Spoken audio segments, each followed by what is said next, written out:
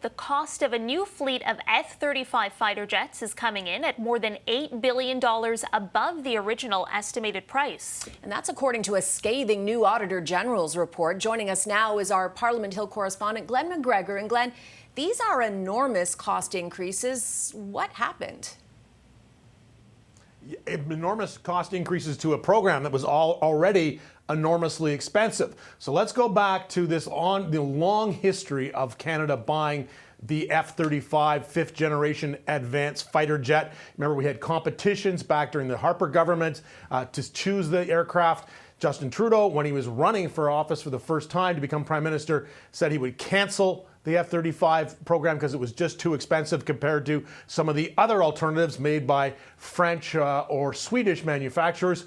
But ultimately, the Trudeau government conducted a procurement process, an open bidding process, and settled on the F-35 again. Canada in 2017 agreed to buy 88 of these fighter jets. Total cost of the program was supposed to be $19 billion, but yes, Auditor General Karen Hogan reporting today that cost has increased by, as we said, over 50% higher than it was supposed to be. Why did it go up? Well, a lot of different factors. First of all, inflation, the thing that we're all dealing with and have been dealing with since the pandemic ended, affecting also the procurement of high-end fighter aircraft and military equipment. That is driving up the costs. So too is foreign exchange calculations. Canadian dollar has depreciated since then, since the purchase was made, so that's going to drive up the cost. We are buying these aircraft, after all, from an American company, so the Canada-U.S. exchange rate factoring in there to do as well. But Hogan also saying other cost increases and delays caused by the need to build permanent facilities for these aircraft. These aircraft require a lot of maintenance, a lot of sophisticated computers aboard. They require special facilities at their two bases, one in Cold Lake, Alberta, and one in Bagotville, Quebec. Those are the two locations currently that the aging fleet of CF-18s fly out of. So the idea is to put permanent facilities there that can maintain and sustain the F-35s. That is taking much longer, Hogan says, than originally planned.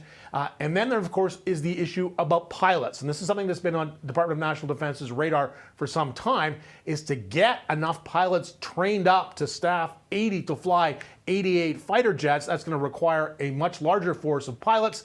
And that's a very elite skill. These people just you can't just pluck people out of the regular Canadian Air Force and put them into F-35 fighter jets. They need extensive training. The first deliveries are supposed to take effect next year, and at which time there'll be a small contingent of CAF pilots who would be trained in Arizona before the full deliveries start. But the future of the program now kind of in jeopardy, or at least it was until the Carney government came along, because there was concerns about the U.S. Essentially being able to brick the fighter jets, that is to turn them off through software if there was some kind of conflict between Canada and the U.S. And this is something that came out, of course, during Trump's threatened tariffs.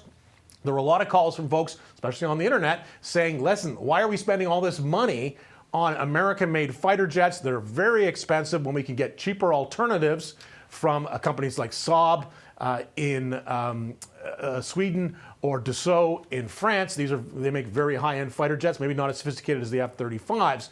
So there was a sort of review going on, and the Carney government did agree to conduct a review of that, and that is supposed to report sometime over the summer to decide whether or not this is still in Canada's interest to proceed with this purchase. Though I can tell you, the Defense Minister, David McGuinty, was just coming out of that cabinet meeting this morning. He said they would take, of course, the Auditor General's report seriously and look into some of her findings.